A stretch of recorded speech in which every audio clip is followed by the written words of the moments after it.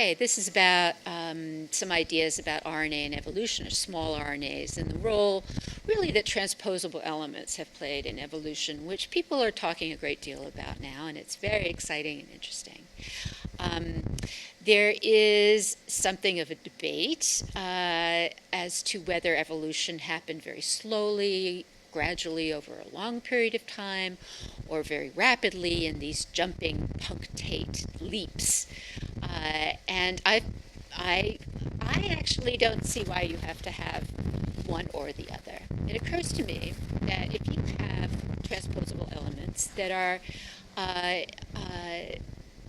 basically creating little stop signs all along the way of an intronic region, you could have a dosage effect. You could have one gene being able to communicate with another gene through these, say, allo repeats or line elements or LTR transposons even. If you could have an allo repeat, say, prime an argonaut, and that argonaut goes to another gene and methylates some nucleosomes and slows it down, you have a little rate-limiting step. You have one tiny rate-limiting step to that RNA polymerase going along that gene. So that would lead to a dosage effect. And so much of evolution, it seems, has to do with different individuals responding slightly differently. Even cells within a tissue, they're finding each individual cell that's supposedly the exact same cell actually responds slightly differently to different things, and that's called a dosage effect. Things are regulated slightly differently.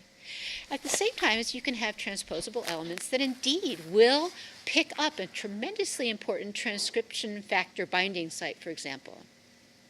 And I just was reading about how it picks up something called the CTCF protein, which actually is considered an insulator between two different genes. And if that was able to jump, that could create a region where you once had one gene into two.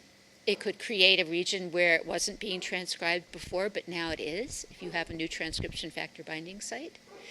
That could easily cause a big jump, a big change in a cell. You could have punctate evolution. You could have a spreading of a transcription factor all of a sudden to a bunch of new different places. You can have both. What's astonishing about transposable elements is that it allows this enormous flexibility to exist at the same time as you can have consistency and viability of an organism and stability. You can have it all.